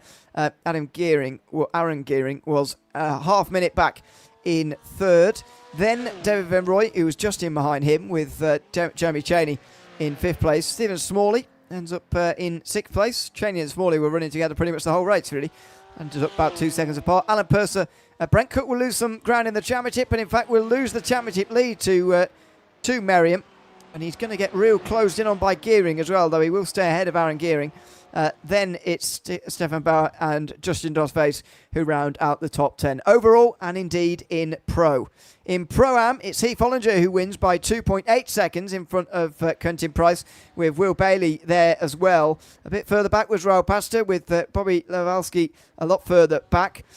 Micah Dickerson finished in sixth position in the end, over a minute off the win, with Cody Bont having that incident finishing in seventh place. Brian Dukowski was a lap down in the overall lead and finished in eighth place. Jonathan Williams got to the line in ninth in class. That's going to drop him a long way in the championship as well, probably behind Bailey, and certainly closer to Ollinger than Danny O'Brien, who didn't finish the race here today.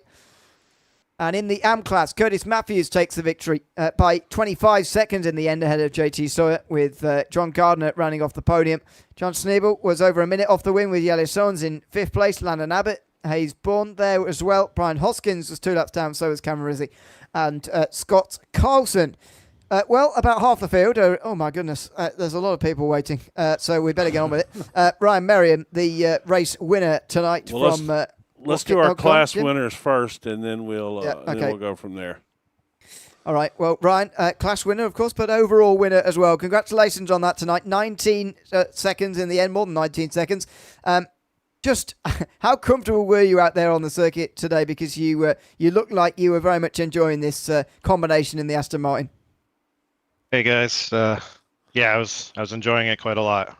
The Aston's super good here, and Watkins is my favorite track, probably out of them all. So, the combo just happened to align this week, and just kind of got into a rhythm and waited out the time.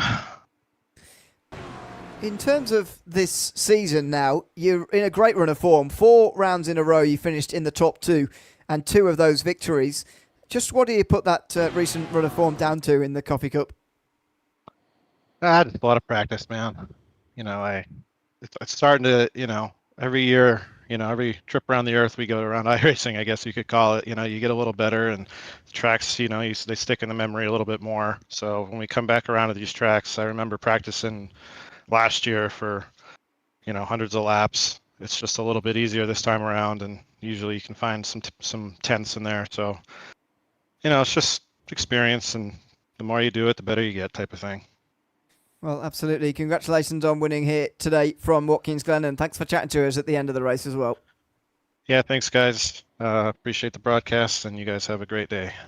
Thanks very much. That is Ryan Merriam, who wins overall here from Watkins Glen today, ahead by nearly 20 seconds of Tim Probert. Let's go through the other class winners, though, first, before we get to any other guys. Heath Ollinger is waiting for us. Their Pro-Am winner. That's here true. From Watkins Glen as well. Heath, welcome in. Congratulations on Pro-Am victory here today. The gap at the end, less than 3 seconds, but a great battle between yourself and Quentin Price and Will Bailey as well. Just how was that fight in the late laps in that race?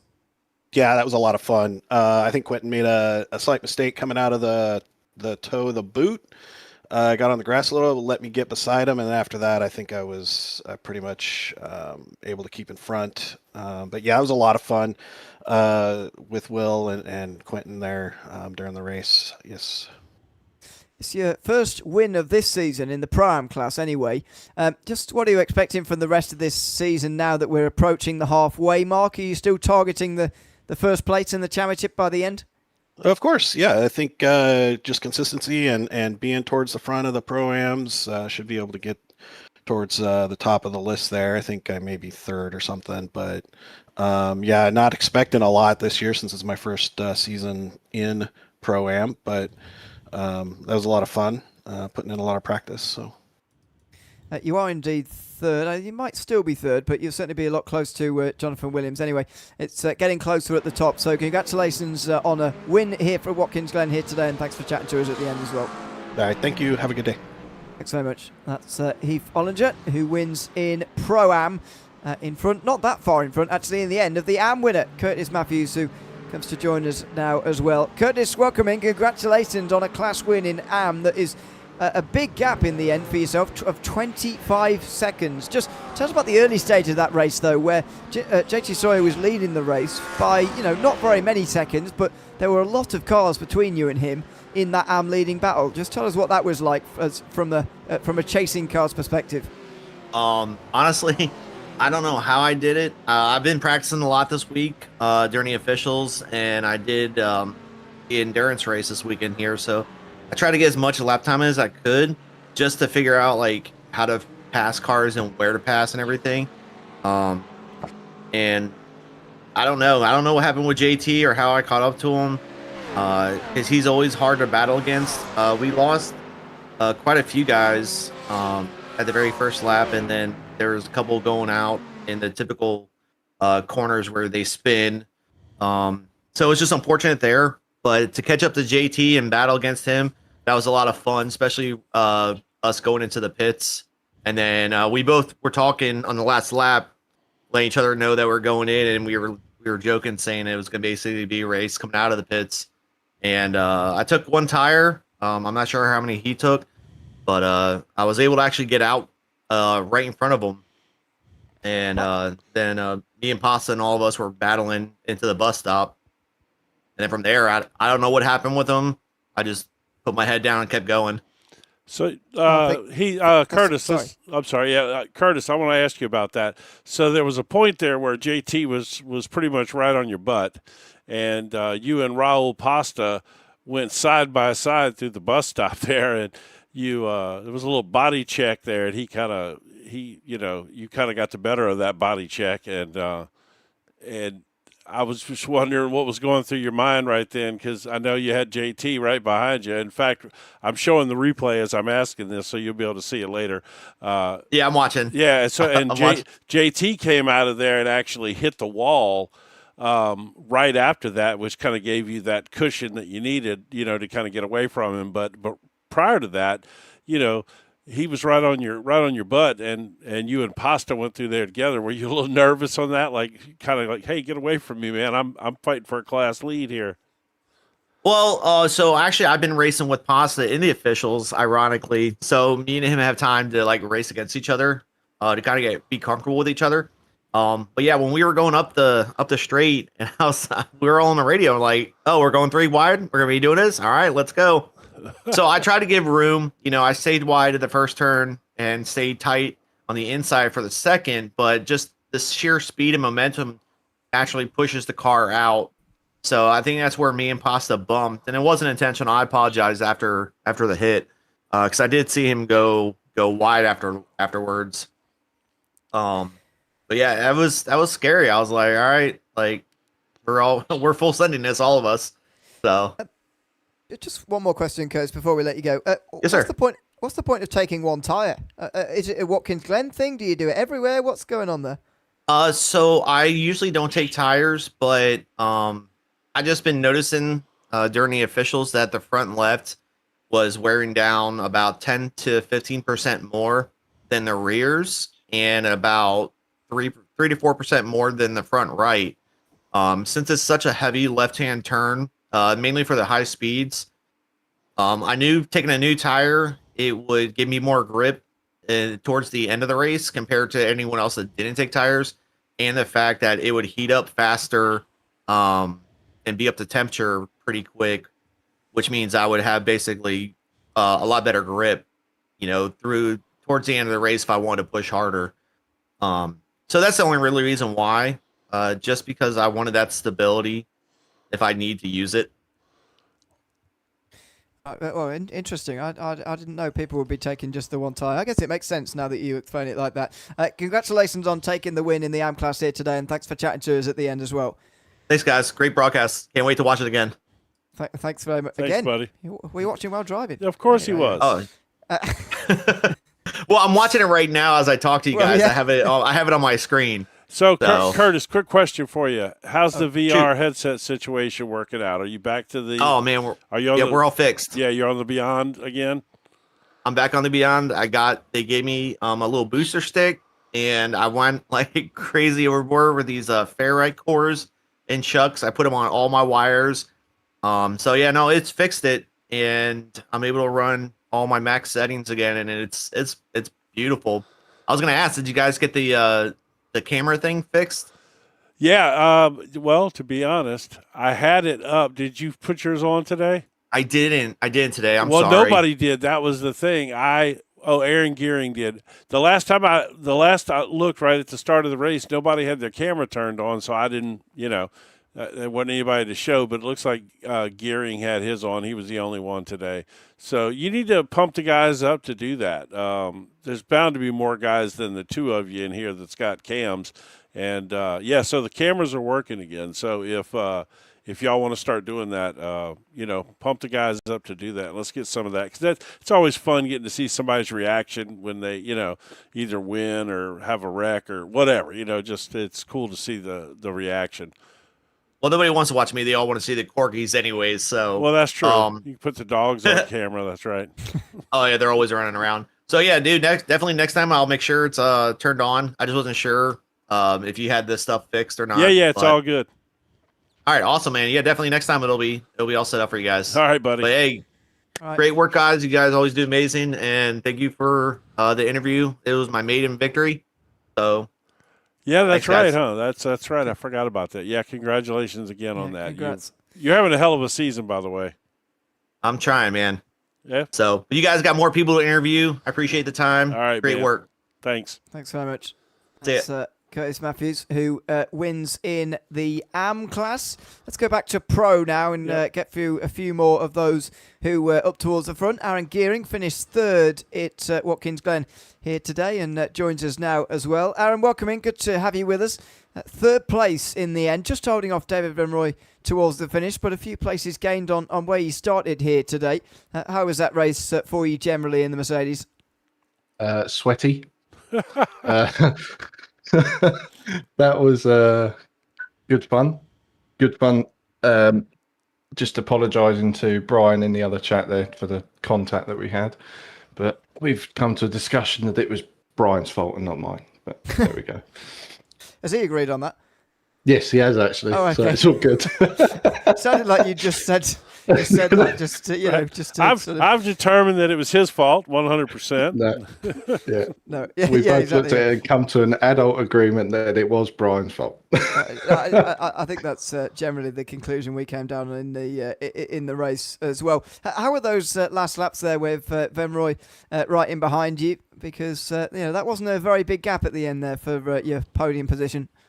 That was intense the last 4 or 5 laps. I think he was only about a second behind me, and then we started coming up on lap traffic. It was a good fight. The whole race, he was just there the whole time. Didn't he? He jumped you on the pit stops too, didn't he? Yeah, I believe so. Yeah, he came out, and he must have took tyres. So he had the same warm-up issue that I had on my outlap, but I'd got mine up to temperature and then was able to get him, and then just keep him at roughly about a second. It was good. Yeah, well, congratulations on finishing in third place here at Watkins Glen today, and thanks for chatting to us at the end as well. Yeah, no worries. Thanks very much. That's Aaron Gearing, finishes in third place overall. Still other podium drivers from other classes before some of the others. Will Bailey finished third in the Pro-Am class and joins us now as well. Will, welcome in. Good to have you with us. Third place in the Pro-Am class, but not very far off the win in terms of seconds on the results sheet. Just how realistic did you think that chance was, though, in those dying 10 minutes of the race? Well, first of all, hey guys, good to talk to you. And I think a few more laps, man. Like Heath Allerger and I were very close at times, and I could just kind of like creep a few tenths off him per lap, and then he got past Quentin, and I was like, okay, no big deal. And then I just couldn't get past Quentin fast enough, and it just kind of killed the momentum. Just how difficult was it to actually make passes in that Mustang around here? Was it down to Watkins Glen as a circuit being a little bit tricky, or was it just sort of a time thing? It's just picking your spot, right? Like picking where you want to take that risk. I feel like it's pretty easy to pass here, with a few exceptions, of course. Obviously, you don't want to send it too wide through the chicane or whatever, but I don't think it's really that hard to pass here, to be honest, gentlemen. No, it didn't seem too bad, especially compared to some races I've seen around here before. So, congratulations on finishing on the podium here, and indeed getting closer in the championship. I think you might even be the championship leader with Jonathan Williams finishing so far down today. So, congratulations on that, if that is indeed the case. And hopefully we'll see you again next week for the next round of the championship. Yes, sir. Thank you very much, and we'll see you in the next one. Absolutely. That's Will Bailey, third place in the Prime class here from Watkins Glen. Then the others are all non-podiumers, I think. Well, let's Sean talk Riley, to. Oh, I was going to say let's bring Brian in. Yeah. Okay. Just because the race he had, it'd be fun, interesting to talk to him about that. Yeah. Oh, what are you guys talking about? This was the best race I've ever had. What are you talking about?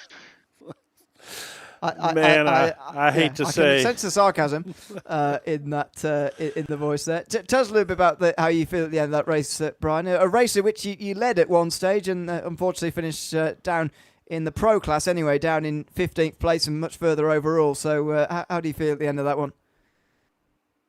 More practice probably would have been helpful. It felt like I just didn't put enough wing on the car. I was trying to have as much straight line, but yeah, even there in the highlight, you can see like just random.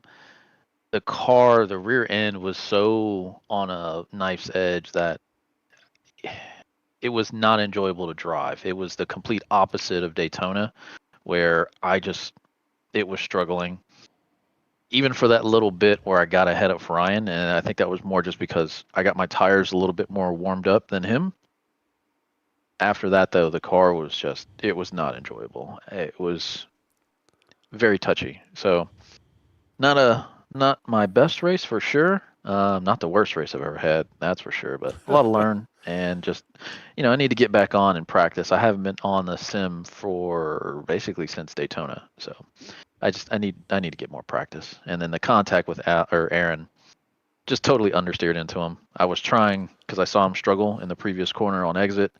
Thought I'd go for a move, just got him right in the left rear quarter, all on me. So yeah, you could see where you pushed up there, and just when you went to dive it under, and the car pushed up on you, you just slid up into him. You could see it.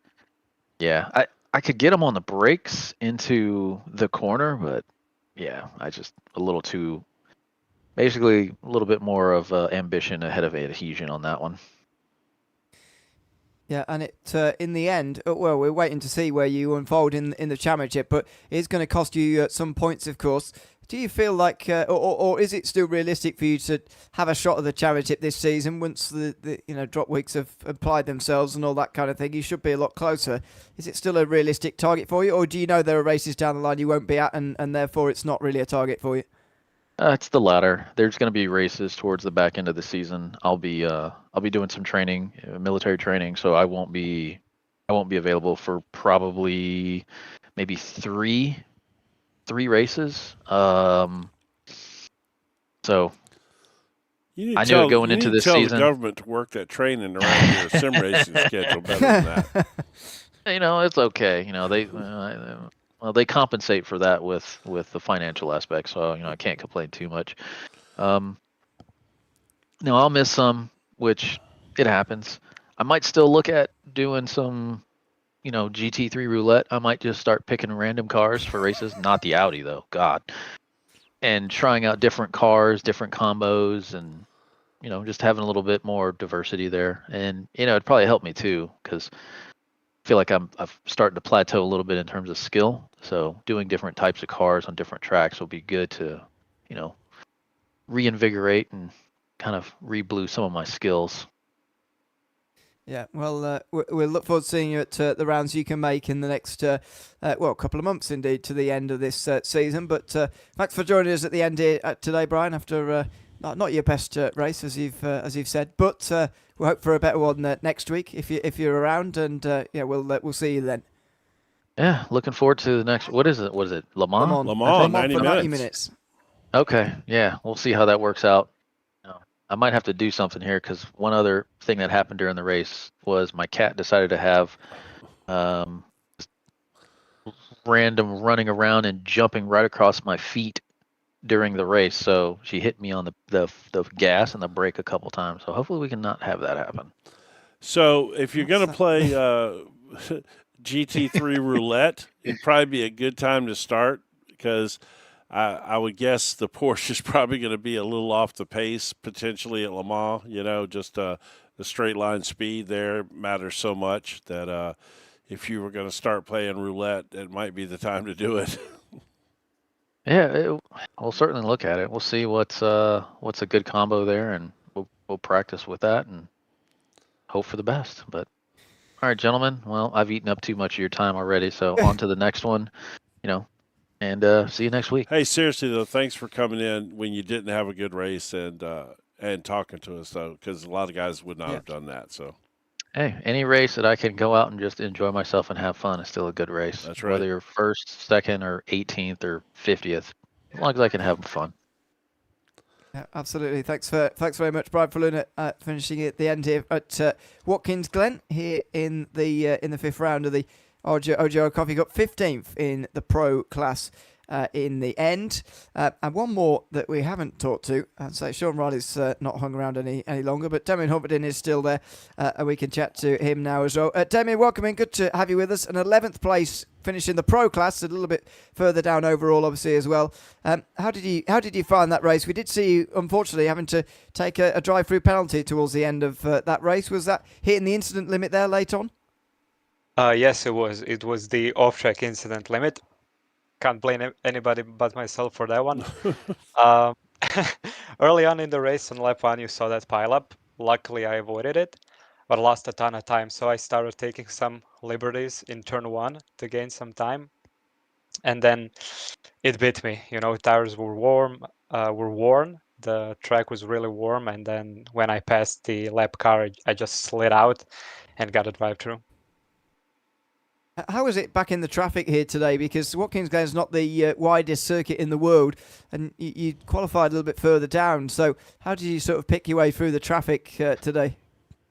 I mean, I'm quick around Watkins. I have a lot of laps here, and I do agree it's not a really good overtaking track, but that's because it's really tricky. So if you know where the tricky parts are, you don't get confused by them. You don't make mistakes that other people make. So in those long sweeping corners, people would go out a little wide. So I would, just show my nose in their mirror and pass them. It's stuff like that. It's just those little things that I know that other people maybe not as experienced don't know. That's how I got through. Well, congratulations on getting yourself through the field. Unfortunately, maybe not the result you were maybe hoping for today, but thanks for chatting to us at the end, nevertheless, and hopefully we'll see you again next week. Oh, you'll definitely see me. I'm omnipresent in this league. Yes. Yeah. Well, thank you very much. Yeah, thanks very much. We'll see you next week. That's Damien Humperdin, who finishes in 11th place in the pro class here today. And he's gearing up he was for kind of funny next week at Le Mans. So before we sign off here, let's go over the OGR weekly schedule here, if you would. Just the other stuff that we've got going on in this great league. Yeah, indeed. So racing on Monday through Thursday in the week, the Rookie Like Road Course Series on a Monday, followed by the ARCA Championship on Tuesdays, with practice for this series too just beforehand. Hometown Short Track Racing is on Wednesday nights, with the Thunder Truck Series on Thursdays. A few days off before you get to the Sunday mornings, and that is the GT3 Coffee Cup.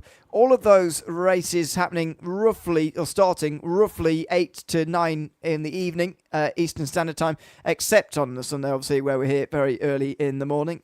Green flag, or qualifying rather, happening just after 9 o'clock in the morning, Eastern Time. Now, that's a bit early for those of you on the West Coast, but thanks to you all for joining us, those are over in that part of North America, because it is early, as I say. But yeah, that is just about it from us here on the Sunday morning. A good round here, Jim. I think we got away with lap number 1, better than we were expecting or hoping for in some ways. And we move on next week to our first of 2 endurance rounds, which I'm very much looking forward to. Yeah, I'm super excited for next week, and I think we're going to have you and Tristan in the booth next week just to cover that 90-minute race, and I'll be doing production. But yeah, this is first half of the season's been great. It's been split up by the holidays and the Daytona off time. It'll be good to kind of after Le Mans kind of dig in and knock out several weeks in a row and move through the season. It's been great so far, but it always is. The racing's always good here. Yeah, it certainly is. And we'll be back live, same time, same place on MotorMouth Broadcasting with that next round, 90 minutes at Le Mans, coming on the 8th of February. So make sure you join us for that. Myself and Jim will be back next week with that. But for now, that is it from Watkins Glen. I've been Ian Leary alongside Jim Cunningham here on MotorMouth Broadcasting. We'll be back with more Coffee Cup racing from the OGRL, this time next week from Le Mans. Make sure you join us then. From all of us, though, from Watkins Glen, for now, it's goodbye.